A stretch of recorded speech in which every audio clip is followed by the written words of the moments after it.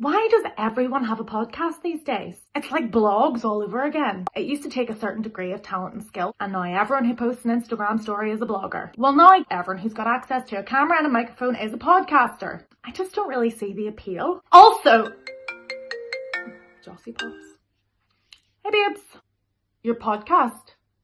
Yeah, no problem. Give me an hour. Actually, make it 2.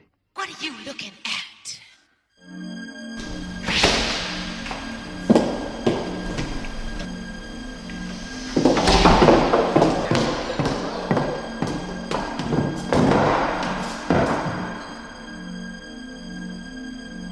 Hello and welcome to OnlyJustPops, the podcast where we interview people of interest.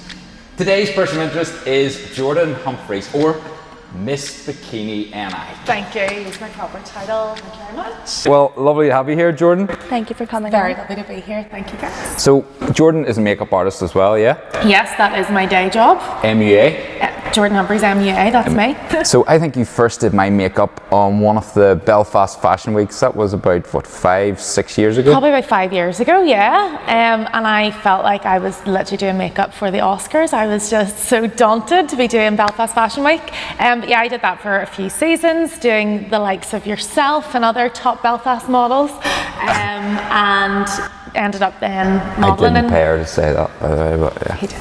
Ended up modelling in Fashion Week a couple of years ago as well, so I've sort of done the full shebang of Fashion Week. Yeah, no, well that's where I found the whole story interesting, because back then I'd seen anyway, well, within your Instagram there was a couple of headline titles or something. Was it Revenge Body? Because at that stage, would I be right to say you were carrying possibly a little bit of weight? I was carrying a bit more weight, yes, thank you for putting it delicately. I was always a bit of a bigger girl. I wasn't ever really unhappy with my weight or anything, but I was just generally curvy. Always tall, broad shoulders, a bit more meat on me. I'd had a bit of a bad breakup, and through that was eating and drinking myself into comfort. Ended up putting on quite a bit more weight, to the point I felt really uncomfortable, and I needed to do something to make myself feel better. And also thought getting a good bod and losing a bit of weight would also be the perfect revenge on my ex. As you say, there was this article, Jordan's Revenge Bod, and it was really blown out of proportion, as if I had only lost weight just to stick the 2 fingers up to my ex, which was not the case. But newspapers love headlines, so Absolutely. It's got to be something taken. They really ran with it, they really did. Because Khloe Kardashian has this TV show called Revenge Bod, and I mentioned it fleetingly. I've never seen an episode in my life, but I would think I was Khloe Kardashian's prodigy by the end of the thing. She had personally coached me. But yeah, so I started it as this sort of revenge bod thing, and then actually just got into health and fitness and dieting and my fitness journey and whatever. But that's what fascinates me so much. So from obviously being a personal trainer, to see someone to go from lack of body confidence to actually up on stage. We've already seen your tiara and your sash and stuff, which I'm so jealous of. Obviously. But yeah, to go from that to almost the opposite extreme. So from going to probably covering up a lot to suddenly just there in a bikini. Please judge my body while I stand here half naked. So I always used to just wear whatever would cover me, nothing tight around my belly, or no skinny jeans or anything. I always just wanted to be covered, and even if I went to the beach I had to have a t-shirt on, and I never really thought about it because I had always been that way with my body. It wasn't something that ever got me down, but I was used to dressing in a certain way. And then on my weight loss journey, I ended up losing 4.5 stone over a period of 5 or 6 months. I'm really stubborn, so once I put my mind to something, that is it. I'm very goal orientated. So I did my first bodybuilding competition. So you actually entered, I did NIFMA, which is the Northern Ireland Fitness Model Association, and I was in the category Miss Body Transformations, and it was crazy. I hired a coach who sort of taught me how to eat properly, because for my full weight loss I was just doing the stupid things, cutting out carbs and keeping my calories really low and killing myself with cardio. Whereas he got me into weightlifting, and he was like, hey, you can eat breakfast, you can eat carbs, you can have some treats. You don't have to binge once a month just to get all the nice stuff in. Carbs are not the enemy. Legalized carbs. Yes.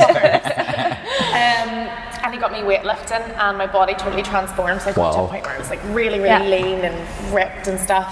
And then a year later, I decided to enter Miss Bikini Northern Ireland.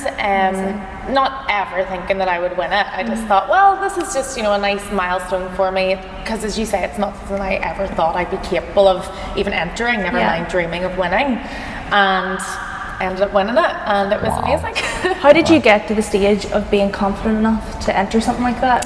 So basically with my weight loss, I hit a point where I was kind of as slim as I wanted to be, but I didn't want to stop having goals, because having the goal of wanting to be like, say, a size 8 or to wear this certain dress or whatever was really motivating when I was losing weight, and suddenly the weight was gone. I thought, right, I need an incentive to stick at this now, because I had never previously just had a consistently healthy lifestyle.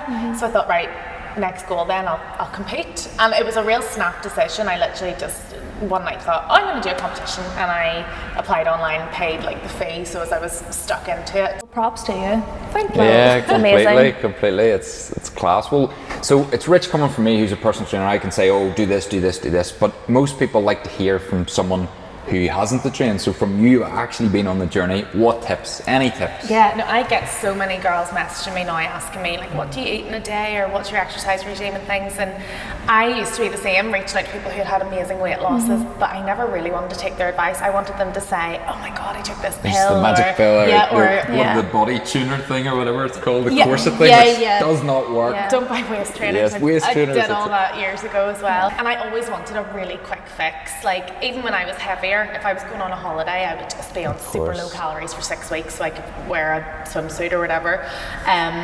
But genuinely, and it's just such general advice, just keep your calories lower. In your deficit. In your deficit, Which I say that to people and they're like, oh right, so if I eat a Big Mac every day, will I lose weight? And if that's all you're eating and you want to, you know, comprise your calories of Big Macs and chocolate bars, fine, but your body won't feel good. You're not going to get good nutrition from it, but technically you'll be in the deficit. Technically, if you're in a deficit, yes. But what you should really take from that is, you know, focusing on good, nutritious, you know, nutrient-dense food, and getting your proteins in, your carbs, your micronutrients. Train like F.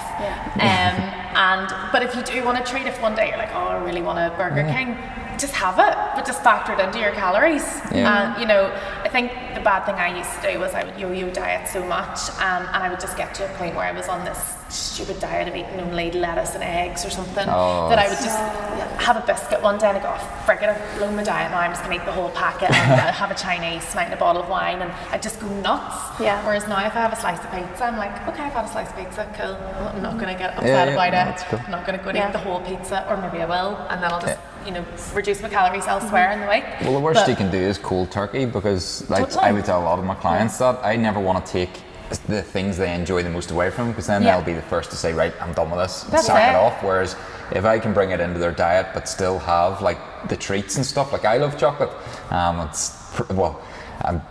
big chocoholic, like. Yeah, me too.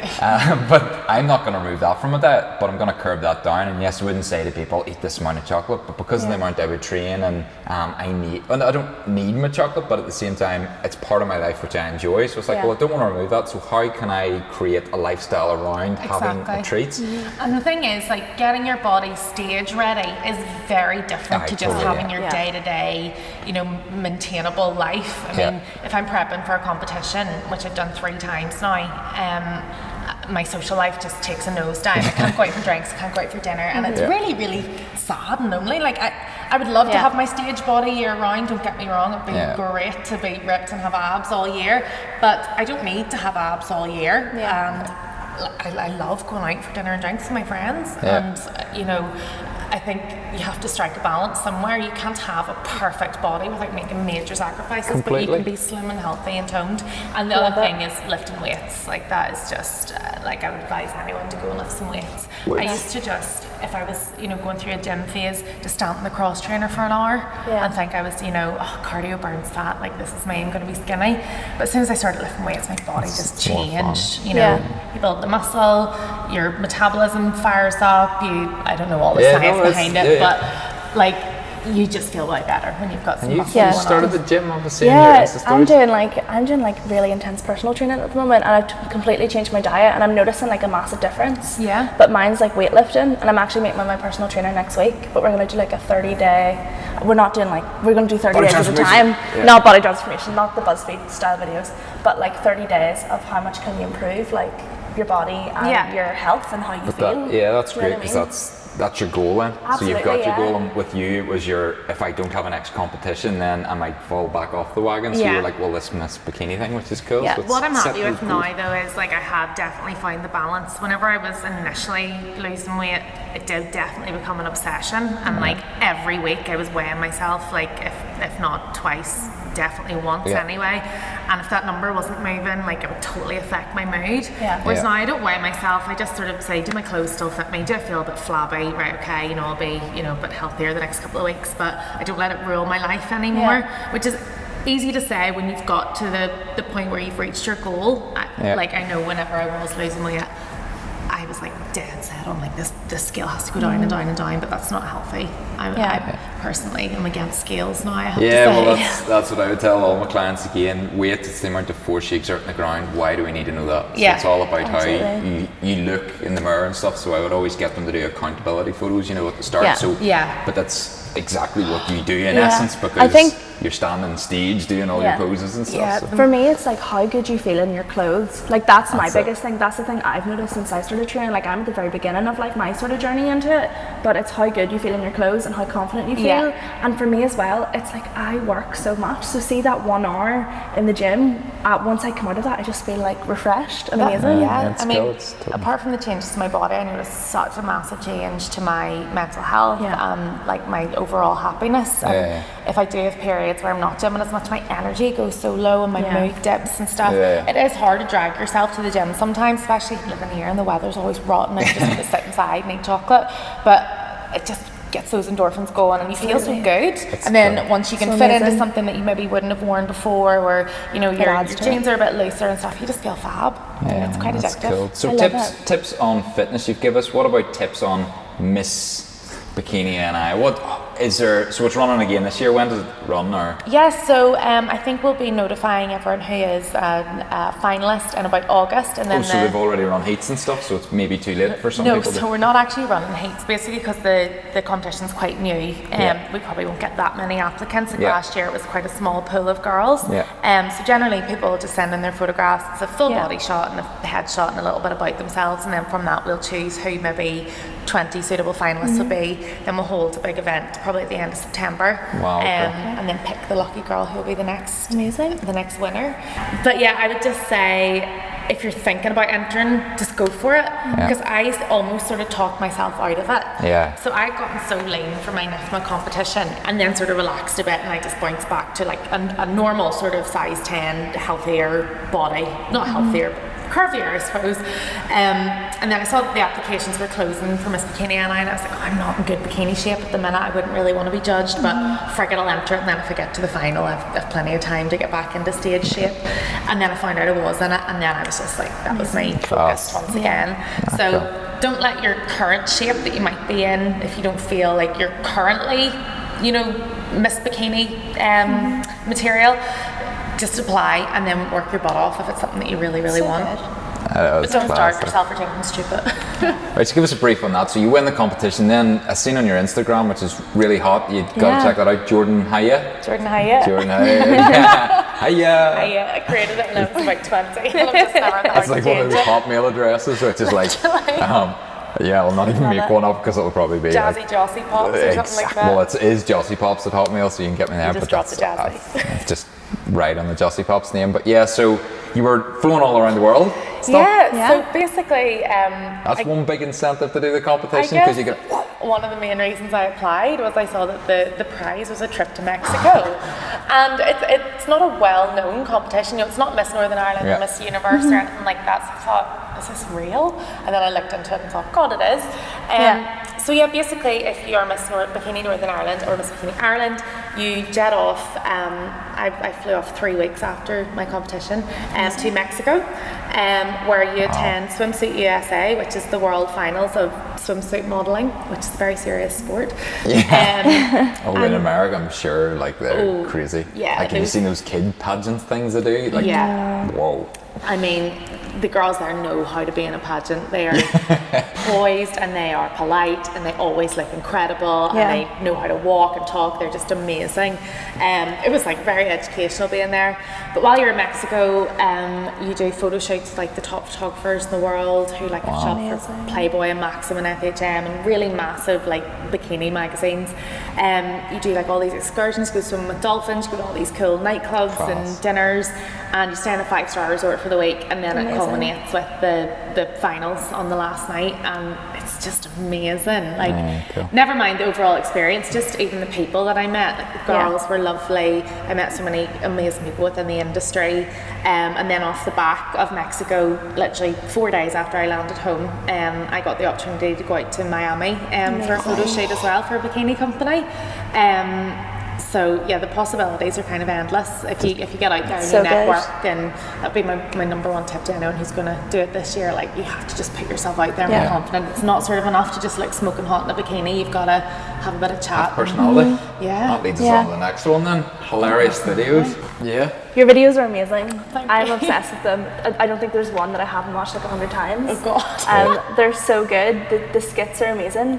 How did you get into producing the videos for Instagram?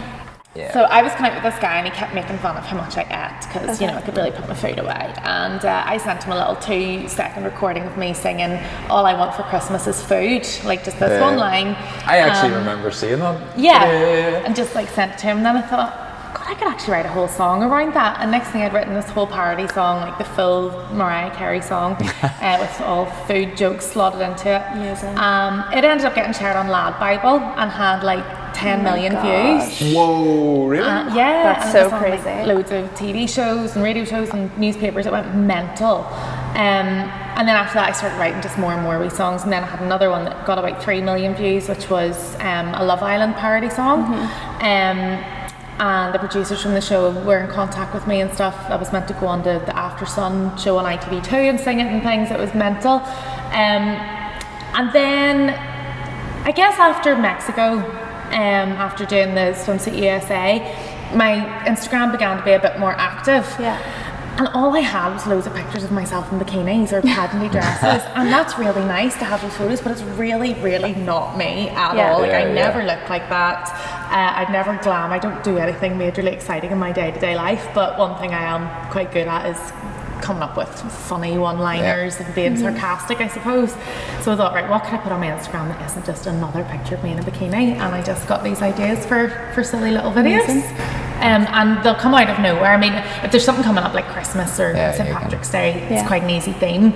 But there's sometimes I'll go, oh, it'd be really funny to do a video about guys sliding into your DMs or whatever it is, and then I have to get home and record it right away. But I just leave my camera running. I do it in one take and just sit and talk rubbish to myself. So good though. And then a massive edit of like 40 minutes. Massive edit, and then I look back and go, oh God, right, well, that wasn't funny. And then I want to get it down to 2 minutes because you only get 1 minute videos on Instagram, and I like to do 2 1-minute videos. And you're cutting out every if and but, every tiny breath just to get it to fit. So good though. It's not a very technical process, it's just me. But I used to be a video editor. I actually edited videos of you. Did you have videos? Yeah, 4-side videos. Oh, God love you looking at those. I used to do a bit of beauty blogging for them. I know. But I know what you mean by cutting out the if and the and. Just making it really snappy, and because everyone's attention spans are so short these days. I'm the same. Like, I will not sit and like read a full-on article anymore. I want to see it in a video delivered to me in 1 or 2 minutes, and that's 10 it. seconds. So attention spans are just. See, I did it sort of differently. I would be more know what I'm gonna say, and then just have about 10 takes at it, so I know the 1 3-second, because I was finding the one when I was doing the longer edits, like of 40 minutes, because I know why you're doing that too, but I was just like getting so bored because I had to listen to myself, and I was able to it would just seem to take so much longer. Then I was like, right, no, I want to spin around and jump up in the air, so it's like I'll do that a million takes, and it's like, right, that's the best, spin around, jump up in the air, that goes in. And then, you can imagine how I feel editing the podcast. Well, that's it. Like it's a 6-hour process. Just watching every video. We've actually talked for like 10 hours. This is. That's what it feels like. Trust me. It's like I've talked for 3 days. You're watching back and listening, but it's fine. It's fine. It's worth it. It's worth it. It's good. Another podcast. that everyone's doing podcasts. Yeah. Well, Everyone loves a podcast these days. That's why it's a vlogcast. Vlogcast. well, that's it. So hilarious videos, and from that, then we'll go on to. So you're a bit of a game show fanatic. I enjoy a game show, yes. I didn't know. So we heard previously that there's potentially a lot of game shows. I only knew was it Take Me Out? Take Me Out, yeah, which is I want to talk about that because that's hilarious. But there's more than Take Me Out. Yeah, I've been on. I sort of had a rough think about it there. I think about 9 shows. 9 game shows, Just right? the 9, yeah. Cool, Just right? 9. Yeah, you know, nice even number.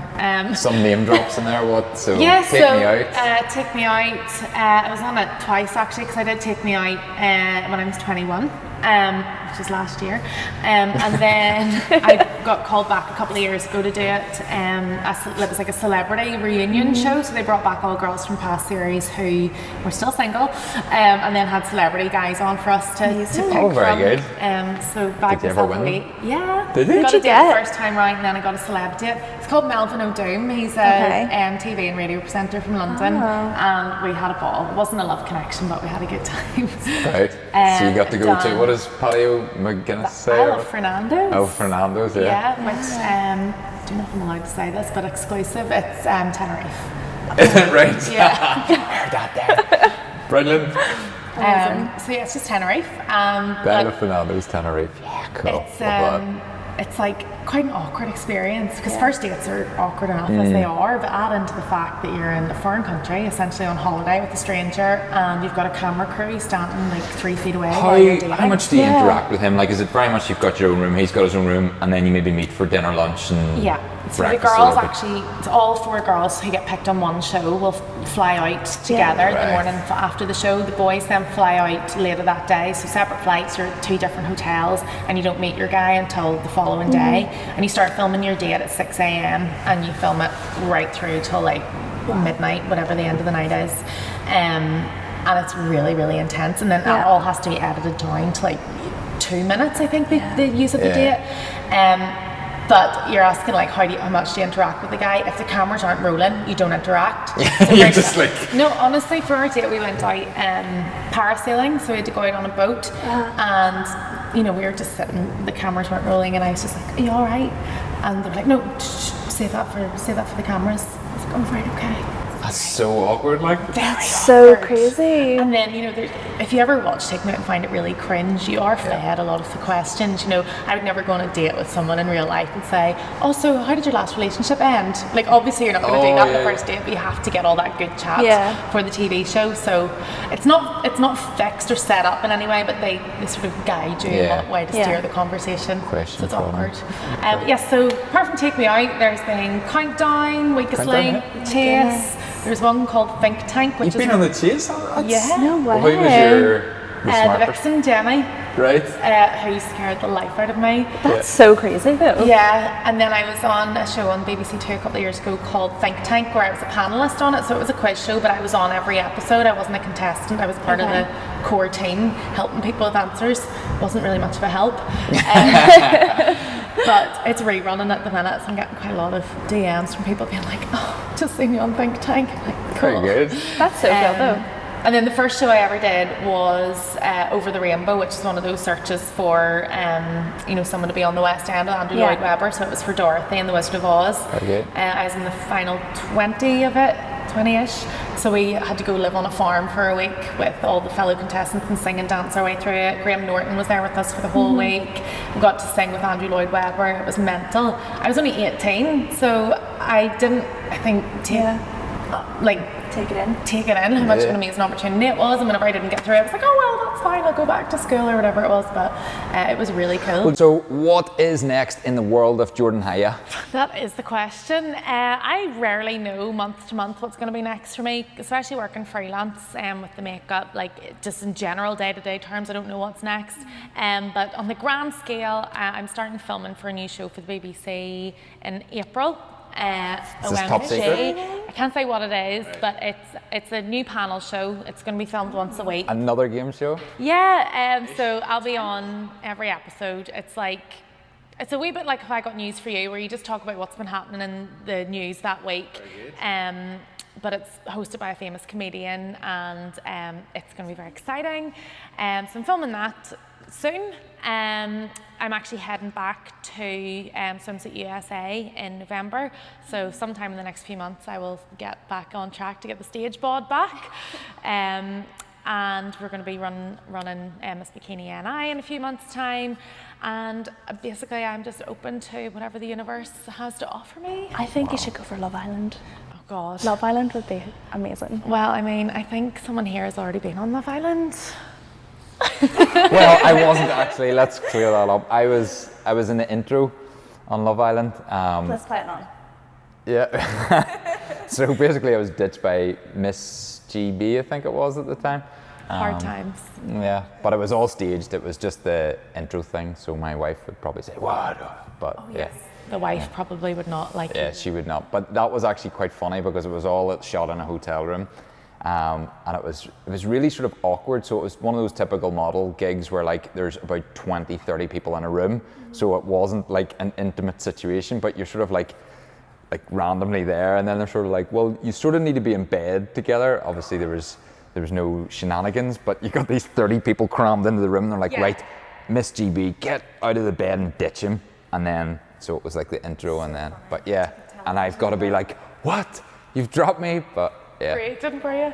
Raging, but yeah. Like if I don't find a man in the next couple of years, Love Island might be the only way to go, or maybe get on the reboot of Blind Date or something. We'll have to figure that out. Just keep working through your game show. But Someone date me. that's class. Well, First dates is an option. I actually got asked to do Naked Attraction a couple of years ago. Holy. Declined that one. Yeah. Don't know if that's exactly the way to find love. No, I don't think so. Stalkers on national TV. That's a very odd show. Probably a lot of DMs after that. Certainly. Yeah, that would. Yeah. And we don't need to attract that kind of attention. No, not anymore. Well, thanks, Jordan. You've been absolutely amazing. Thanks for having me. It's so much fun.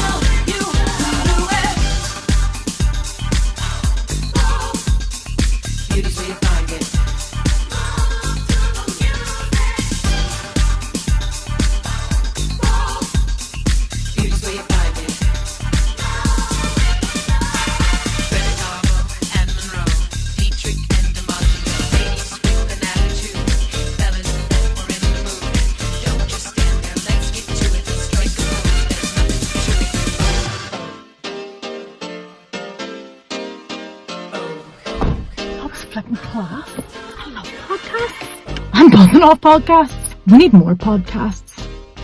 How to set up a podcast.